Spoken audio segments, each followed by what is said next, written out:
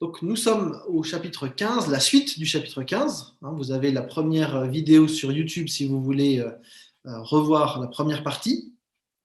Et c'est un chapitre essentiel parce qu'il pose la doctrine de la résurrection. Face à différentes philosophies de l'époque qui affirmaient que la mort était un point final, que la résurrection ne pouvait pas être celle des corps, eh bien Paul affirme, lui, qu'il y aura une résurrection. Tout comme Christ a vaincu la mort, eh bien nous aussi, nous vaincrons la mort. Alors il y a toute une insistance, on l'a vu la dernière fois, que fait Paul dans ses 18 premiers versets sur la résurrection, et il veut que les Corinthiens réalisent vraiment que la résurrection de Christ est réelle, et que nous aussi, on va ressusciter. Alors du coup, on peut regarder simplement pour mémoire tout l'argumentaire de Paul qu'on a vu la dernière fois. Paul a dit que sans cette doctrine essentielle, eh bien alors notre foi est vaine. Voilà. Il y a vraiment la résurrection est au cœur de la foi chrétienne. Il a aussi dit qu'il y avait plusieurs témoins de la résurrection, des témoins qu'il a nommés en partie, Pierre, les 12, les 500 frères à la foi, Jacques, les autres apôtres. Voilà, tous ces gens ont un rôle décisif. Ils attestent que ce n'est pas une hallucination d'une seule personne, mais c'est véritablement ce qui s'est passé. La résurrection est attestée. Il a aussi dit, Paul, dans les versets précédents, que si la résurrection n'est pas possible, alors Christ non plus n'est pas ressuscité. Probablement parce que les Corinthiens imaginaient que Christ était ressuscité, mais que les humains, eux, ne le feraient pas. Et donc Paul insiste pour dire, si, tout le monde va ressusciter. Enfin, tous ceux qui sont en Christ. Et au verset 20, il a annoncé de manière très nette, Christ est revenu à la vie. Il est vraiment ressuscité. Alors avant d'aller plus loin et de continuer notre texte, eh bien, on va lire simplement les versets 29 à 34, où Paul continue son argumentaire pour justifier la résurrection. Et il va parler de quelque chose d'assez étrange, vous allez voir, sur lequel on va s'arrêter un petit peu. Donc nous lisons maintenant les versets 29 à 34. D'autre part, pourquoi certains se font-ils baptiser au péril de leur vie ? S'il est vrai que les morts ne ressuscitent pas, pourquoi donc courir un tel risque en se faisant baptiser au risque de mourir ? Et nous-mêmes, pourquoi affronterions-nous à tout moment des dangers de mort ? Journellement, je vois la mort en face. Frères, aussi vrai que je suis fier de vous à cause de l'œuvre de Jésus-Christ notre Seigneur.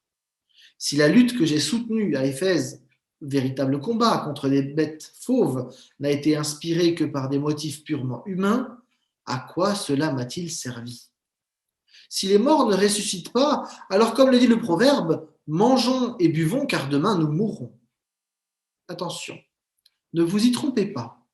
Les mauvaises compagnies corrompent les bonnes mœurs. Revenez une fois pour toutes à votre bon sens et ne péchez pas, car certains d'entre vous ne connaissent pas Dieu. Je le dis à votre honte. Alors peut-être je vais vous laisser réagir sur ces premiers versets, parce qu'effectivement on a quelque chose d'assez étonnant. Peut-être d'ailleurs vos traductions ne traduisent pas tout à fait comme la traduction qu'on a lue, qui est une traduction orientée, la Semeur, qui permet de clarifier le texte, mais vous avez probablement, vous, peut-être une autre version sous les yeux et ça vous pose un certain nombre de questions, donc je vous laisse réagir. Donc le verset 29, c'est un des textes les plus difficiles à traduire. On a des traductions très diverses, on a donné des dizaines d'explications différentes à ce verset. Donc vous voyez là, donc la Semeur, la Second 21, la Darby, Parole de vie et la Tob. J'en ai pris que 5, j'en aurais pu en prendre plus, mais ça vous donne déjà un petit éventail de ce qui a été traduit. En fait, ce qui cause la difficulté dans ce passage, c'est qu'on ne sait pas à quoi Paul fait référence. Qu'est-ce qu'il veut dire quand il dit que les gens se font baptiser pour les morts ? Alors, on va essayer de faire un petit tour un petit peu des interprétations diverses qui ont été données. La première interprétation qui a été donnée, c'est qu'il s'agissait d'un baptême par délégation. Et donc, du coup, certains à Corinthe étaient dans l'erreur, mais ils vous auraient fait un baptême par délégation, des chrétiens qui se faisaient baptiser à la place d'amis morts non baptisés. Alors, plusieurs commentaires adoptent cette interprétation. Peut-être vous le savez, mais les Mormons ou maintenant qui s'appelle l'Église des Saints des derniers jours, en s'appuyant sur ce verset et quelques autres, ont échafaudé tout un rituel de baptême de substitution par lequel les fidèles se font baptiser à la place des membres de leur famille, par exemple, qui ne sont pas mormons. Et donc, du coup, en se faisant baptiser pour quelqu'un d'autre, ils leur procurent le salut. Et donc, c'est comme ça que certains ont même baptisé Michael Jackson, etc., etc.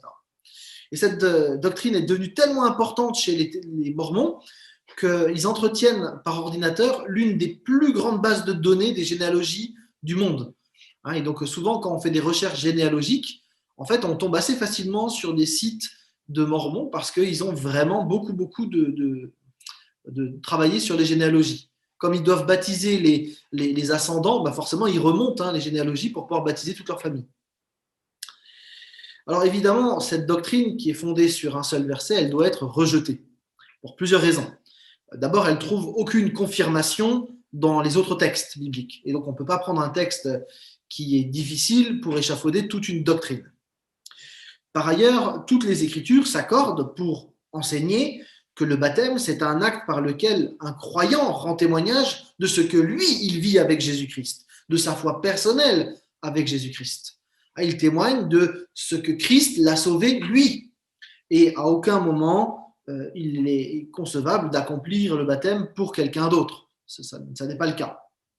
On ne peut pas croire à la place de quelqu'un d'autre, et donc on ne peut pas se procurer du mérite à quelqu'un d'autre, ou en se faisant baptiser à sa place, ou le sauver par notre baptême. Là, ça n'a pas de sens. Alors, autre option, d'autres considèrent que le baptême pour les morts désignerait le baptême dans lequel on se reconnaît comme mort. Alors, c'est vrai que dans le texte biblique, le baptême, effectivement, symbolise la mort. Vous plongez dans l'eau, comme si vous étiez enseveli, et puis vous sortez de l'eau comme si vous étiez ressuscité à une vie nouvelle. Donc, la symbolique du baptême, effectivement, c'est celle de la mort et de la résurrection. Donc, c'est un sens possible, mais dans le cadre de ce verset-là, 1 Corinthiens 15, 29, ça paraît assez compliqué d'imaginer que Paul veuille décrire cela. Une autre option, donc, qui a été proposée, c'est qu'on sait depuis les temps très anciens, certains chrétiens demandaient le baptême seulement lorsque la mort approchait, soit dans une maladie dangereuse, soit dans les persécutions. Et l'idée, à ce moment-là, pour les chrétiens, c'était de se faire baptiser et de ne plus jamais pécher ensuite. Et donc, certains commentateurs considèrent que celui qui recevait le baptême dans de telles circonstances, il était baptisé non pas pour les vivants, mais pour les morts. C'est-à-dire qu'il était introduit dans l'Église glorifiée. Il savait qu'il allait mourir et donc il se faisait baptiser. Comme ça, il allait rejoindre l'Église glorifiée. Et donc là, Paul dirait qu'il a été baptisé pour les morts. Une autre interprétation, et c'est la plus probable en lien avec le contexte, c'est que le baptême se faisait au prix de la mort. Il faut savoir que quand Paul écrit cette lettre, il y a une violente persécution qui s'est déclenchée contre ceux qui affirment leur foi ferme en Jésus-Christ. Cette persécution, elle prenait une forme d'autant plus violente envers ceux qui étaient passés par les eaux du baptême et qui étaient identifiables publiquement, puisqu'on savait qu'un tel avait été baptisé.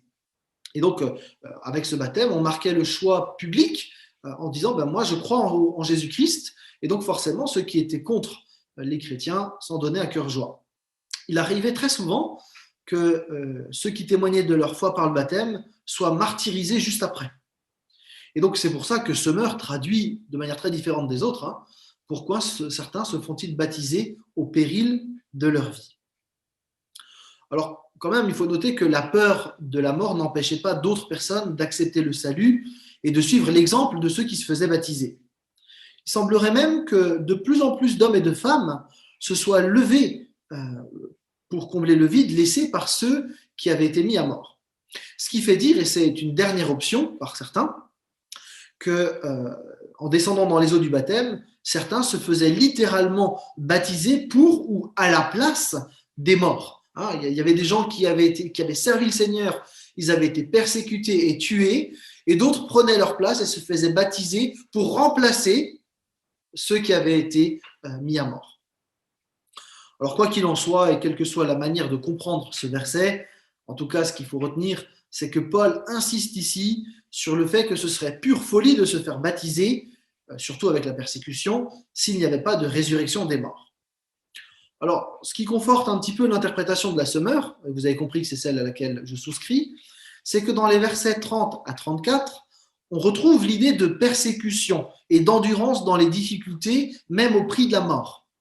Parce qu'à partir du verset 30 et jusqu'au verset 34, eh bien, Paul est en train de mentionner son propre style de vie pour démontrer énergiquement sa certitude de la résurrection. Regardez, verset 31.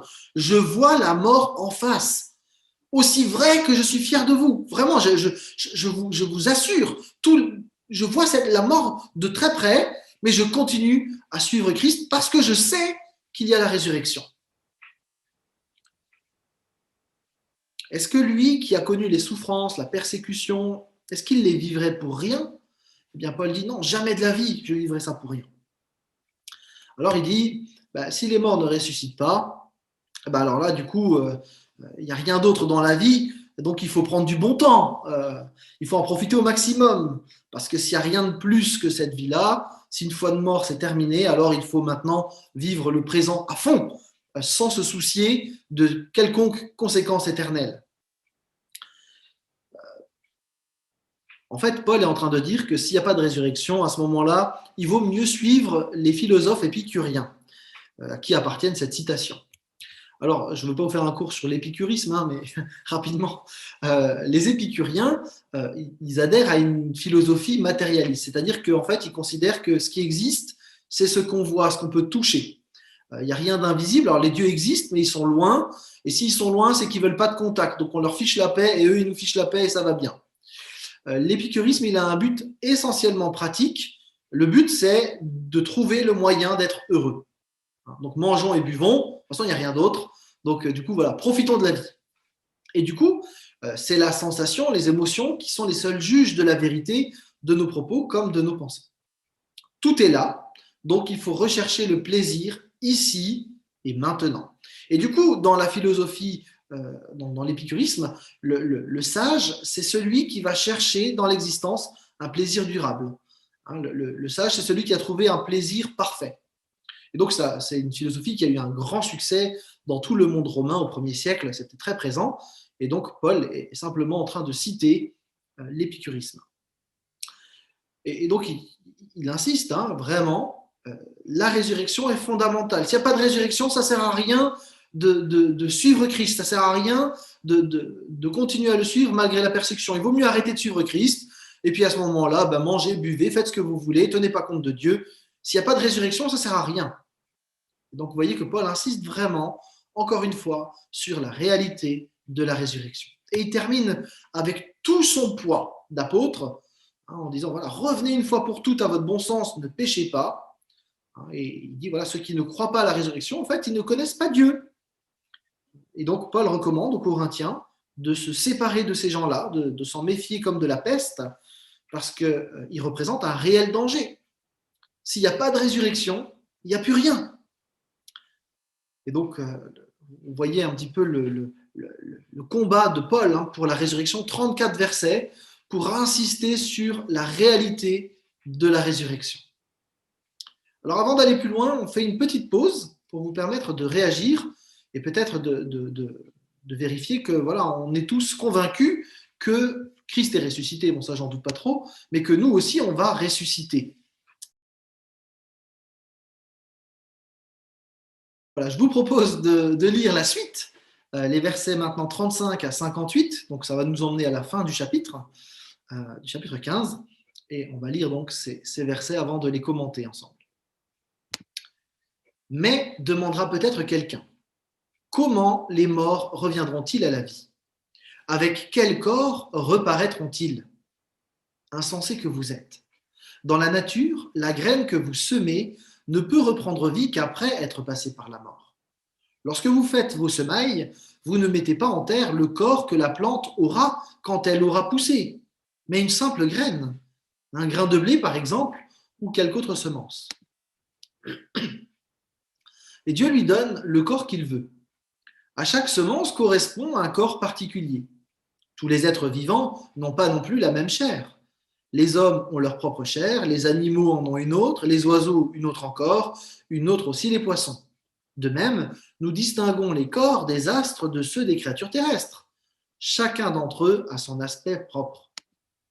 Le soleil a son propre éclat, de même que la lune, et le rayonnement des étoiles est encore différent. Et chaque étoile même brille d'un éclat particulier. Il en va de même pour la résurrection des morts. Lorsque le corps est porté en terre comme la graine que l'on sème, il est corruptible, et il ressuscite incorruptible.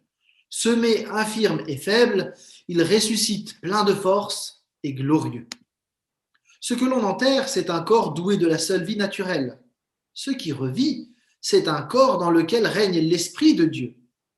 Aussi vrai qu'il existe un corps doté de la seule vie naturelle, il existe aussi un corps régi par l'Esprit. L'Écriture ne déclare-t-elle pas « Le premier homme, Adam, devint un être vivant doué de la vie naturelle ?» Le dernier Adam est devenu, lui, un être qui, animé par l'Esprit, communique la vie. Mais ce qui vient en premier lieu, ce n'est pas ce qui appartient au règne de l'Esprit, c'est ce qui appartient à l'ordre naturel. Ce qui appartient au règne de l'Esprit ne vient qu'ensuite. Le premier homme, formé de la poussière du sol, appartient à la terre. Le second homme appartient au ciel. Or, tous ceux qui ont été formés de poussière sont semblables à celui qui a été formé de poussière. De même aussi, ceux qui appartiennent au ciel sont semblables à celui qui appartient au ciel. Et comme nous avons porté l'image de l'homme formé de poussière, nous porterons aussi l'image de l'homme qui appartient au ciel. Ce que je dis, frère, c'est que nos corps de chair et de sang ne peuvent accéder au royaume de Dieu. Ce qui est corruptible ne peut avoir part à l'incorruptibilité. Voici, je vais vous révéler un mystère. Nous ne passerons pas tous par la mort, mais nous serons tous transformés en un instant, en un clin d'œil au son de la trompette dernière. Car lorsque cette trompette retentira, les morts ressusciteront pour être désormais incorruptibles, tandis que nous serons changés. En effet, ce corps corruptible doit se revêtir d'incorruptibilité, et ce corps mortel doit se revêtir d'immortalité. Lorsque ce corps corruptible aura revêtu l'incorruptibilité et que ce corps mortel aura revêtu l'immortalité, alors se trouvera réalisée cette parole de l'Écriture: la victoire totale sur la mort a été remportée. Ô mort, qu'est devenue ta victoire? Ô mort, où est ton dard? Le dard de la mort, c'est le péché. Et le péché tire sa force de la loi. Mais loué soit Dieu qui nous donne la victoire par notre Seigneur Jésus-Christ. C'est pourquoi, mes chers frères, soyez fermes, ne vous laissez pas ébranler, travaillez sans relâche pour le Seigneur, sachant que la peine que vous vous donnez au service du Seigneur n'est jamais inutile.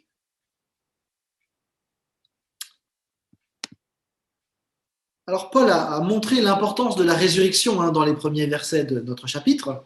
Maintenant, il va considérer comment la résurrection va avoir lieu et quelle est la nature d'un corps ressuscité. C'est une question importante, parce que si nous ne sommes pas convaincus de comment la résurrection va se passer, alors on va avoir du mal à y croire. On va imaginer quelque chose, mais on va avoir du mal à s'accrocher finalement à cette espérance réelle de la résurrection. Et comme la résurrection aura lieu, eh bien, Paul lève ici une partie du voile de ce mystère, même si une grande partie reste encore cachée. Paul commence donc par s'appuyer sur des éléments naturels qui illustrent le principe de la résurrection. Regardez par exemple les versets 36 à 38. C'est très intéressant comme idée. Paul prend l'exemple ici des semailles et de la nouvelle récolte. Même si on ne peut pas comprendre comment une graine donne naissance à une nouvelle plante, c'est bien réel quand même. Quand vous plantez une petite graine, vous n'imaginez pas la plante qui va arriver derrière. C'est pourtant bien la même graine, mais il y a eu quelque chose de l'ordre de la transformation qui fait de cette graine qui était ce qu'elle était, désormais autre chose. C'est bien la même graine, mais en même temps, elle est complètement différente. Et vous voyez le lien que Paul est en train de faire avec notre corps et notre nouveau corps, et la graine et la nouvelle plante. Vous voyez le lien qui est fait. Quelque chose de nouveau existe à partir de la mort d'une graine. Ce qui sort de la terre n'est pas ce qui a été planté, mais lui est complètement lié. C'est bien la même, mais en même temps, elle est complètement différente, elle est beaucoup plus glorieuse. Eh bien, c'est la même chose entre le corps naturel et le corps ressuscité. La nouvelle semence qui est produite par la plante est comme celle qui s'est dissoute dans la terre, mais c'est plus la même. Donc, c'est vrai pour d'autres catégories de créatures. On peut penser par exemple aux papillons. Il commence son existence d'une manière un peu particulière, le papillon, incapable de voler, etc. Et pourtant, les deux formes de vie, bien qu'elles soient de même nature, sont tellement différentes qu'on a l'impression que ce n'est pas le même animal. Et pourtant, il s'agit bien du même. On ne pourrait jamais imaginer l'aspect du papillon juste en regardant la chenille. Et vous voyez que là, il y a quelque chose de complètement incroyable. Même dans la nature, on a des différences importantes entre ce qui était et ce qui arrive. Et de la même manière, eh bien, nous pouvons imaginer, et là simplement imaginer pour le moment, cette différence entre notre ancien corps et le nouveau. C'est Dieu qui opère les changements et c'est lui qui va nous revêtir d'un nouveau corps incorruptible. Mais j'attire votre attention sur le fait que le texte biblique dit « ce corps sera revêtu d'incorruptibilité ». Mais il dit bien « ce corps » et non pas un nouveau corps complètement tiré de n'importe où. C'est ce corps-là, celui que nous avons là, qui me permet d'identifier Evelyne, Jean-Christophe, Denise, Hervé, ce corps-là qui va être revêtu d'incorruptibilité. On retrouve d'ailleurs la même idée dans la deuxième lettre de Paul aux Corinthiens. Si vous regardez 2 Corinthiens 5, les versets 4 à 5, Paul prend une autre image, celle de la tente. Et il dit ceci, car nous qui sommes dans cette tente, donc dans ce corps, nous gémissons accablés. C'est un fait. Nous ne voulons pas nous dévêtir, mourir donc, mais revêtir un vêtement sur l'autre afin que ce qui est mortel soit englouti par la vie. Celui qui nous a formés pour cet avenir, c'est Dieu qui nous a donné les arts de l'esprit. Et vous retrouvez cette idée de revêtir par-dessus quelque chose de nouveau, tout en étant encore avec l'ancien. Donc là, on a quelque chose de l'ordre du mystère, mais qui indique bien la continuité entre l'ancien et le nouveau. Au verset 36 de notre chapitre, Paul critique les Corinthiens. Insensés que vous êtes. Ces Corinthiens qui disaient c'est pas possible la résurrection, le corps il faut le bannir, forcément l'éternité on sera sans corps, on sera juste esprit. Paul les reprend sévèrement. Insensés que vous êtes. Alors, plusieurs ont vu un lien avec la déclaration qu'on trouve dans le psaume 14, verset 1. L'insensé dit dans son cœur, il n'y a point de Dieu. C'est possible, parce qu'effectivement, on est sur le même mot. Et donc, dans ce cas-là, Paul dirait que ceux qui sont opposés à la résurrection, en fait, ne prennent pas en considération la personne et la puissance du Créateur. Et l'exemple de Paul permet de le réaliser. Le jardinier n'a semé qu'un grain, mais c'est Dieu qui crée comme il l'a voulu la suite. Et cette suite est toujours un corps de même nature que la semence, mais que Dieu a transformé. Si Dieu le fait dans la nature pour une graine, pourquoi ne pourrait-il pas le faire pour nos corps humains? Paul prend alors ensuite une autre image, dans les versets 39 à 41. Et là, il montre la diversité que l'on trouve dans l'univers, avec cette différence qu'on trouve entre les choses terrestres et les choses que l'on trouve au niveau des astres célestes, par exemple. Donc, comme il y a de telles différences qui existent dans la nature, avec une différence tellement grande entre une larve et une étoile, pourquoi est-ce qu'on ne pourrait pas considérer des corps différents au moment de la résurrection? Si Dieu est capable de faire une telle diversité, n'est-il pas capable de ressusciter un corps plus glorieux? Versets 42 à 44, Paul explique que le corps de la résurrection aura des caractéristiques très différentes de notre corps actuel. Au lieu d'être corruptible et mortel, corruptible, ça veut dire que du coup, il se décompose progressivement, avec l'âge, avec mortel, eh bien, il va ressusciter plein de force, glorieux. Ce nouveau corps incorruptible va ressusciter dans la continuité de notre corps actuel, un peu comme l'épi est lié à la graine dont il provient. Tout comme Jésus, finalement, les croyants auront un corps semblable à celui qu'ils avaient sur terre, mais en même temps complètement nouveau, complètement transformé, transfiguré. Il y a dans les récits de la résurrection de Jésus cette même idée. Si vous reprenez tous les textes, vous allez voir que c'est assez étonnant. Vous les connaissez les textes, donc je ne vais pas les relire tous, mais les disciples sont face à Jésus. Pourtant, d'abord, ils ne le reconnaissent pas. Là, il y a quelque chose d'étonnant. Il y a quelque chose de nouveau qui fait qu'ils n'arrivent pas à reconnaître tout de suite le Seigneur qu'ils aiment, qu'ils ont connu, avec qui ils ont marché. Donc, il y a quelque chose de changé. Et en même temps, quand le Seigneur leur parle ou quand il partage la scène avec les disciples d'Emmaüs, ils le reconnaissent. Donc, il y a quand même quelque chose de la continuité. Ils ne se disent pas « Oh, mais qu'est-ce que tu as changé ?» Il y a quelque chose de la discontinuité et de la continuité en même temps, sans qu'on puisse préciser plus jusque-là. Dans les versets 45 à 49, Paul remet de nouveau en parallèle Adam et Christ. C'est un parallèle qu'il fait régulièrement. Il avait déjà fait ce parallèle dans les versets 21 et 22, en disant que la mort est apparue avec le premier homme et que la résurrection vient avec le Christ. Et donc il fait ce parallèle, avec Adam est venu la mort, avec Christ vient la résurrection. Adam était une âme vivante naturelle, dans un corps naturel, pour le dire comme ça, corruptible, alors que Christ, lui, a inauguré le corps glorifié. Et donc du coup, il y a toute cette comparaison avec l'idée que Adam vient de la terre, et que Christ vient du ciel, une réalité céleste. Donc, il ne faut pas imaginer les nuages là. La réalité céleste, c'est la réalité de Dieu. D'accord, il y a une différence entre la réalité corruptible terrestre et la réalité divine, incorruptible, glorieuse, majestueuse.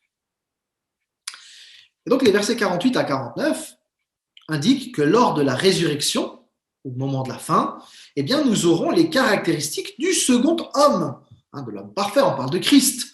Il est donc légitime de considérer Christ ressuscité pour pouvoir entreapercevoir ce qui nous attend nous aussi. Alors, on va prendre quelques instants pour parler de la résurrection, justement. C'est essentiel, comme Paul le rappelle dans ce chapitre. La résurrection dans la Bible fait l'objet d'une révélation progressive. On dit souvent que l'Ancien Testament ne parle pas de résurrection, ce n'est pas tout à fait juste, parce que dans l'Ancien Testament, on trouve 3 résurrections. Et ça montre la puissance triomphante de Dieu sur la mort. On a ensuite 2 enlèvements. Je suppose que vous savez de qui on parle, Enoch et Élie, qui montrent aussi que les bien-aimés du Seigneur peuvent échapper à la tombe. Il n'y a pas de fatalité de ce côté-là. On a Ézéchiel qui montre la résurrection de tout un peuple dans une vision absolument saisissante. On a aussi Job qui tressaille de joie en pensant au futur, à la rencontre avec Dieu. On a aussi le psalmiste qui sait que Dieu sauve de la mort et qui l'annonce très clairement. Vous avez Ésaïe qui annonce la victoire finale sur la mort définitive. Daniel d'abord qui parle de 2 sortes de résurrection, une résurrection spirituelle, une résurrection corporelle, pour le dire comme ça. Et puis vous avez Osée qui chante le triomphe sur le sépulcre. Donc vous voyez que déjà dans l'Ancien Testament, on a quand même beaucoup d'éléments pour attester la résurrection. Alors pas dans la Bible, mais entre les 2 testaments, on a beaucoup de textes juifs, qu'on appelle les textes apocryphes, qui montrent que la doctrine de la résurrection était en général acceptée parmi les juifs. Les seuls qui n'acceptaient pas cette doctrine, c'étaient les sadducéens. D'ailleurs, il y avait des grandes disputes entre les sadducéens et les pharisiens. Et Jésus va s'en servir d'ailleurs une fois pour se sortir d'un mauvais pas. Dans le Nouveau Testament, là aussi, on a énormément de choses puisque du coup, on a 6 cas de résurrection. Le fils d'une veuve, la fille de Jairus, Lazare, des hommes fidèles à Dieu. On apprend ça au moment de la crucifixion. On a des gens qui sont ressuscités. Puis dans le livre des Actes, avec Tabitha et Eutychus. Tabitha donc avec Pierre et Eutychus avec Paul. C'est intéressant de la mise en parallèle. Donc tout ça pour dire que du coup dans le Nouveau Testament on a vraiment ces appuis. Alors c'est vrai que tous ces gens-là sont remords, pour le dire comme ça. Il n'y a que Christ finalement qui est ressuscité de manière définitive. C'est vraiment lui qui est le premier de tous les ressuscités glorieux et éternels. Mais nous apprenons aussi par le Nouveau Testament que nous allons aussi ressusciter ensuite avec lui. Donc revenons à notre question maintenant sur à quoi ressemblera notre corps. Alors je dois à Wayne Grudem les éléments que je vais vous donner, qui sont des concentrés de tous les textes bibliques, pour le dire comme ça, théologien systématique. Il essaye d'élaborer un système à partir de tous les textes bibliques. Et donc voilà ce qu'il dit. Au moment de notre résurrection, notre corps ne vieillira plus et ne sera plus sujet à aucune faiblesse ou maladie. Il sera entièrement sain et fort à tout jamais. Notre nouveau corps sera beau, glorieux, rayonnera de l'éclat qui entoure la présence de Dieu, peut-être comme le visage de Moïse autrefois. Il sera plein de force, comme ce que Dieu avait prévu au départ de la création. En fait, notre corps sera semblable à celui de Jésus ressuscité. Et là, avant de vous laisser réagir, peut-être vous donner quelques éléments, on essaiera de compléter ensemble la suite, quelques éléments sur le corps de Jésus ressuscité. Quand Jésus-Christ apparaît à ses disciples, les disciples le voient. Donc ce n'est pas un fantôme translucide. Premier élément. Les disciples peuvent même le toucher. Donc il y a une réalité corporelle. C'est un vrai corps, pour le dire comme ça. Les disciples peuvent voir les marques dans les mains de Jésus et toucher même les marques. Donc il y a quelque chose de vraiment là de très tangible. En même temps, quand on appuie sur ces marques, bon, il n'est pas fou, il hurle pas de douleur. Donc il y a quelque chose, la trace de la souffrance est là, mais plus la douleur qui y est associée. Bon. En même temps, Jésus traverse les murs. Alors c'est un corps un peu étrange qu'on a en face de nous, parce qu'effectivement, là, il y a quelque chose qui, dans notre compréhension, ça colle pas. Soit on est corporel et alors on passe pas les murs, soit on n'est pas corporel et alors on peut passer les murs. Mais les deux ensemble, ça paraît bizarre. Pourtant, Jésus, c'est ce qu'il vit à ce moment-là. Jésus apparaît lumineux, vêtu de blanc, pureté. Alors, est-ce que c'est la pureté et la sainteté? Mais il y a quelque chose d'absolument lumineux. Et effectivement, les textes avec les transfigurations nous montrent quelque chose de vraiment rayonnant de gloire. Et donc là, il y a quelque chose aussi qui, on ne peut pas trop le décrire plus que ça, mais en tout cas, il y a quelque chose là qui dit quelque chose de la gloire de Dieu. On apprend aussi dans Jean que Jésus mange avec ses disciples lorsqu'il est ressuscité. Il est sur la plage, il fait un barbecue aux poissons. Donc il y a quelque chose là, Jésus utilise, je vais le dire comme ça, un appareil digestif pour pouvoir manger, mastiquer, sans qu'on sache exactement après ce qui se passe, mais en tout cas, il a mangé avec les disciples. S'il a mangé avec les disciples, il y a quelque chose de l'ordre du goût qui est probablement là, quelque chose aussi de l'ordre du plaisir partagé autour d'un repas. Le fait qu'il mange avec ses disciples et qu'il discute avec eux dit aussi quelque chose de la continuité relationnelle. On a quelqu'un avec qui on peut communiquer. Et donc, il n'est pas fou d'imaginer que ressuscité, nous allons pouvoir communiquer les uns avec les autres. Et on note aussi que la relation de Pierre avec Jésus va reprendre exactement à l'endroit où elle s'était arrêtée. Autrement dit, la continuité relationnelle tient compte du vécu des uns et des autres. Donc là, il y a quelque chose qui est à la fois nouveau et en même temps qui garde une certaine continuité.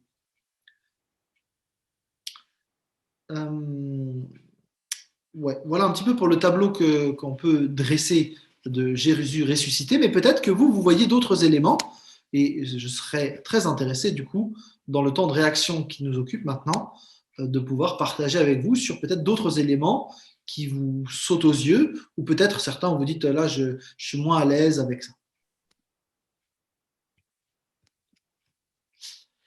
Alors, on reprend donc au verset 50, Paul apporte un complément. Le corps que nous portons actuellement ne peut pas accéder au royaume de Dieu. Il n'est pas possible de le bonifier de façon à le rendre présentable. On pourrait faire toutes les chirurgies esthétiques du monde, ça ne suffirait pas pour le rendre présentable. Il doit périr et être transformé. C'est la sobre réalité de ce passage. On a besoin d'être transfiguré à l'image du Christ afin d'entrer dans la gloire éternelle. Notre corps doit être transformé par Dieu. Et pour une raison très simple, c'est que le corps humain, tel qu'il est aujourd'hui, il est marqué par le péché. Et c'est pour ça qu'on insiste sur l'ancien Adam, sur le premier Adam. C'est que depuis Adam, notre corps, il est marqué par le péché. Et la corruptibilité de notre corps, le vieillissement de notre corps, sont des conséquences du péché d'Adam. En fait, nous avons besoin d'une transformation, d'une nouvelle naissance spirituelle qui prépare la transformation de nos corps. Dans Jean 3, versets 3 à 7, Jésus est en train de parler à Nicodème. C'est un texte qu'on connaît bien. Mais je vous invite à le lire aussi dans une perspective justement autour de la résurrection. Jésus lui répondit, « Vraiment, je te l'assure, à moins de renaître d'en haut, personne ne peut voir le royaume de Dieu. » Comment un homme peut-il naître une fois vieux, s'exclama Nicodème. Il ne peut tout de même pas retourner dans le ventre de sa mère pour renaître. Vraiment, je te l'assure, reprit Jésus, à moins de naître d'eau, c'est-à-dire d'esprit, personne ne peut entrer dans le royaume de Dieu. Ce qui naît d'une naissance naturelle, c'est la vie humaine naturelle. Ce qui naît de l'esprit est animé de l'esprit. Ne sois donc pas surpris si je t'ai dit, il vous faut renaître d'en haut. Vous voyez vraiment là cette insistance. La nouvelle naissance, elle permet d'entrer dans le royaume de Dieu. La naissance spirituelle permet de vivre lors du retour de Christ la vie spirituelle et éternelle dans un corps glorifié. La transformation du corps ne se fera qu'au retour de Christ, donc les deux ne se confondent pas, la nouvelle naissance et la glorification du corps, mais en même temps, l'une ne va pas sans l'autre. On ne peut pas être glorifié dans notre corps tant qu'on n'a pas vécu la nouvelle naissance spirituelle. Et notre passage sur terre, il a pour but justement de se décider pour Christ ou pas, d'être uni à lui ou pas. Dans les versets 51 à 57, Paul explique comment ça va se passer. C'est rapide, en un clin d'œil. Il y a une transformation radicale qui se déclenche là en un claquement de doigts. Et là, on retrouve toute l'importance que le Nouveau Testament met sur le fait d'être prêt, d'avoir choisi son camp. Tous les croyants qui composent la véritable Église de Jésus-Christ seront transformés instantanément à ce moment-là. Ce changement est si radical et soudain, eh bien Paul l'appelle un mystère. Alors il faut comprendre ce terme dans le sens biblique et pas dans le sens moderne. L'utilisation du mot mystère dans le Nouveau Testament, c'est quelque chose que l'homme ne peut pas connaître tout seul sans l'aide de Dieu. Un mystère, c'est quelque chose que Dieu révèle à l'homme. Et donc, voilà, c'est quelque chose qui appartient qu'à Dieu seul. La résurrection des morts et la transformation des croyants vivants au retour de Christ, ce ne sont pas des idées obscures ou mystérieuses, mais elles ne sont pas totalement, pleinement révélées. Elles appartiennent au mystère de Dieu. Il y a des choses que Dieu garde encore cachées. C'est pour ça qu'on peut lever qu'une partie du voile sur cette réalité, on n'a pas tous les éléments. Et donc, on ne peut pas aller beaucoup plus loin que ce qu'on a fait là cet après-midi. Ça nous permet quand même d'avoir une espérance claire, mais on n'a pas tous les détails. La transformation promise, eh bien, donc, Dieu va l'opérer en une fraction de seconde lors du retour de Jésus-Christ. Alors, le mot grec qui est traduit par un instant, c'est à l'origine du mot atome, pour vous dire à quel point c'est petit. C'est un fragment de matière, un fragment de temps tellement court qu'il est indivisible. Une seconde, on peut la couper en centième, on peut couper en millième. Mais là, le clin d'œil, c'est vraiment, c'est pas sécable. On est vraiment dans l'atome de temps. Donc, il ne sera pas possible de dire « Attends, Seigneur, je vais juste aller faire une petite prière pour me confesser et puis ça ira bien. » Non, c'est trop tard. En clignement d'œil, vous ne faites rien. Donc, il faut être prêt. Et pour être prêt, il faut être uni à Christ. Il n'y a pas de 10 000 solutions. La question de la dernière trompette a parfois suscité des discussions touchant la chronologie des temps de la fin. Alors, sans entrer dans le débat des événements concernant la fin des temps, on peut en tout cas noter la grande vérité de ce passage, c'est que le Seigneur viendra en un instant, et cette trompette dernière marquera le temps final. Et il semble que Paul attendait déjà pour lui, pour son époque, cette réalité de la transformation. Quand vous regardez le verset 52, nous serons changés, lui s'inclut dedans. Il estimait que Christ pouvait venir de son vivant. Donc on est 20 siècles plus tard, il ne faudrait pas estimer qu'il faudrait encore attendre 150 ans avant que Christ revienne. C'est imminent, sans qu'on puisse dire la date ou le moment. Ça se fera en un clin d'œil, mais au moment où Christ a décidé de sa venue.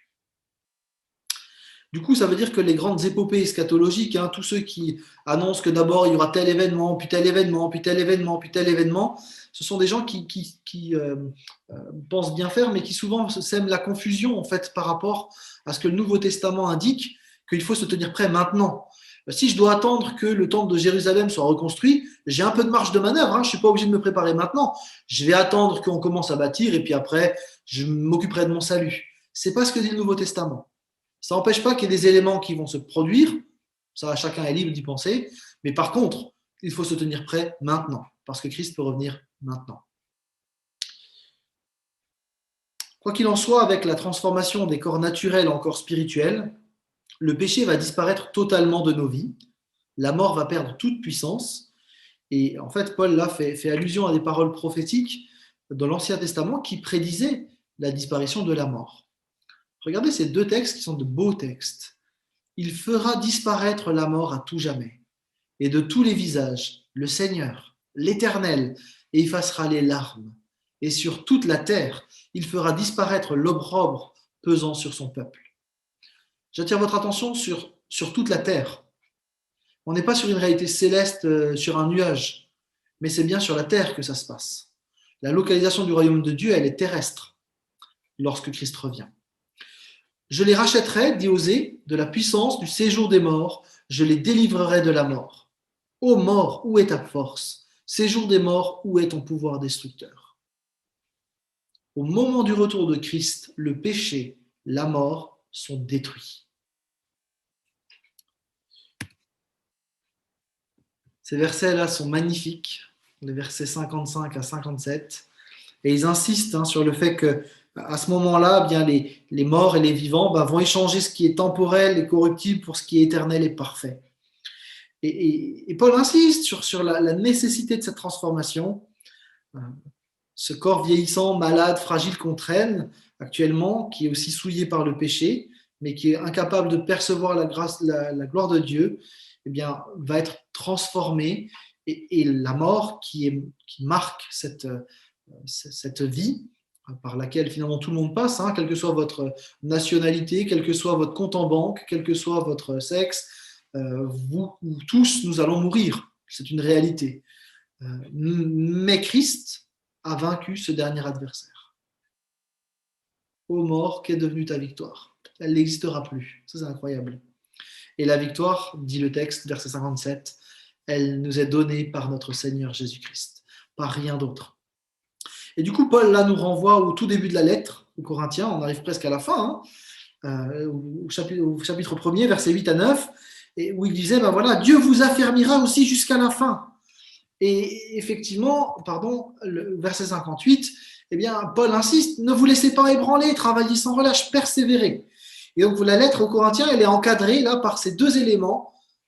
Dieu vous affermira jusqu'à la fin, tenez ferme. Vous voyez, c'est encadré par les deux expressions pour encourager à la persévérance dans la foi, dans la persévérance dans la compréhension de la résurrection, de l'attachement à Jésus-Christ, quelles que soient les circonstances. Et à Corinthe, il y avait tellement de faux enseignants qu'il fallait revenir régulièrement au texte biblique, au texte de Paul, pour pouvoir redire son espérance en Jésus-Christ. C'est la certitude, en tout cas, de la résurrection qui donne un élan sans pareil pour pouvoir servir fidèlement le Seigneur.